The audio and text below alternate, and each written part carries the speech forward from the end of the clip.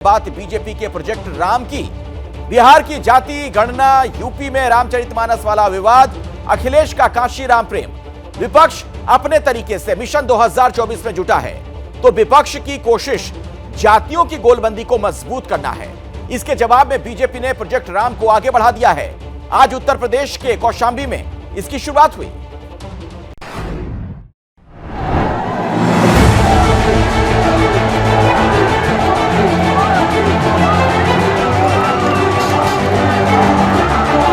समाज का जो नीचे के तबका का व्यक्ति है, दलित हो, पीड़ित हो, शोषित हो, वंचित हो, ये हम सबका दायित्व है उनकी रक्षा करना। कि हम हमारे दलित भाइयों को प्रताड़ित करें, क्या हक दिला है हमको? हमारी सरकार गरीब, दलित, पीड़ित, शोषित, वंचित, सशक्त करने की राह पर चल रही है। दलितों, वंचितों, वनवासियों की चिंता जो प्रधानमंत्री नरेंद्र मोदी अपने भाषणों में जताते रहे, उन्हें अब बीजेपी के एक बड़े अभियान का हिस्सा बनाया जा रहा है, जिसकी नई प्रयोगशाला बन रहा है उत्तर प्रदेश।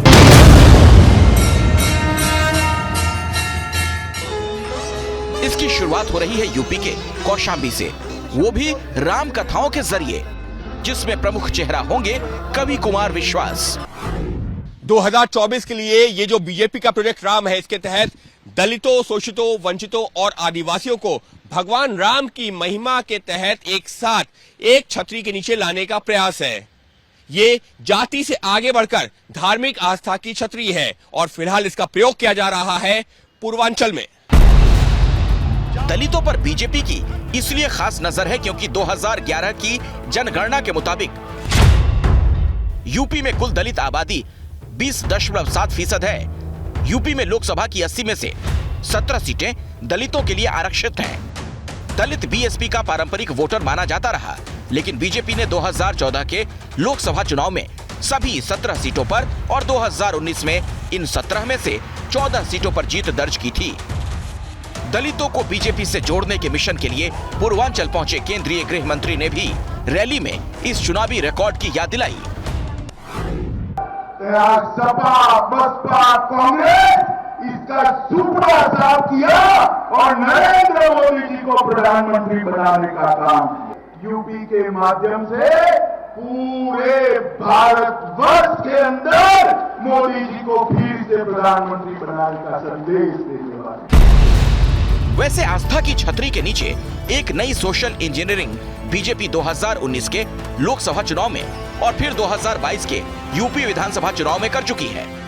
इसका असर देखना हो तो यूपी में 3 साल में ही मायावती के पारंपरिक दलित वोट के शिफ्ट से समझा जा सकता है।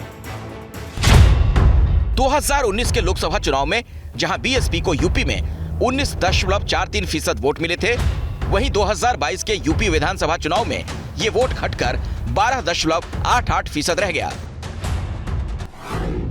यानी यूपी में बीएसपी के दलित वोट पर सिंधमारी हो चुकी है। इसे बीजेपी और पुख्ता कर लेना चाहती है और इसीलिए राम कथाओं के जरिए दलित वोट को अपने साथ करने की जुगत हो रही है।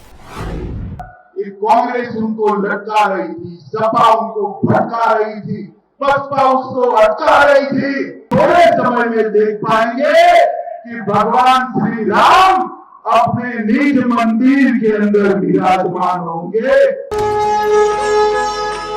तो कास्ट के जवाब में बीजेपी के पास राम कार्ड है। यही नई चुनावी इंजीनियरिंग है जिसे बीजेपी 2024 के लिए तैयार कर रही है। श्री राम लला के दर्शन और उसके बाद राजा राम का अभिषेक, ये सौभाग्य राम जी की कृपा से ही मिलता है। वैसे दलित वोट पर अखिलेश यादव की भी नजर है। उन्होंने इसी हफ्ते की शुरुआत में रायबरेली में काशी राम की प्रतिमा का अनावरण किया था।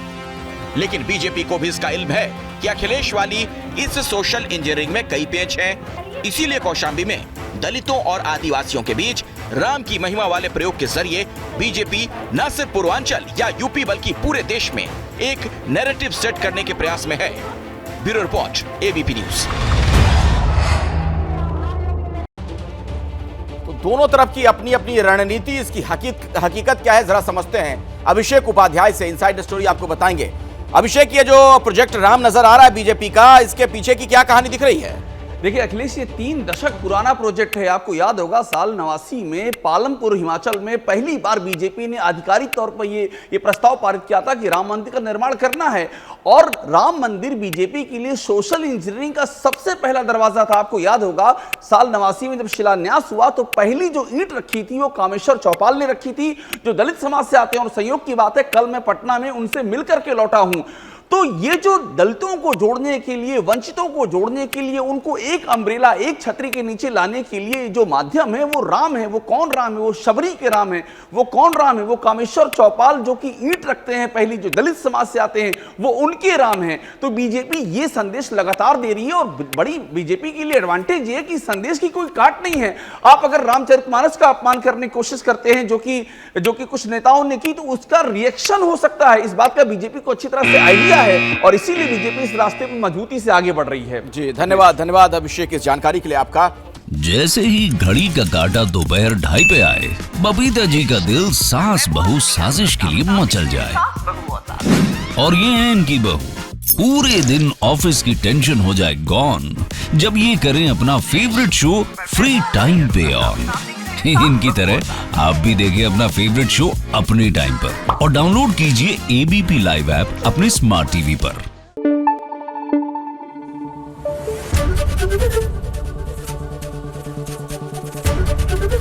एबीपी न्यूज आपको रखे आगे।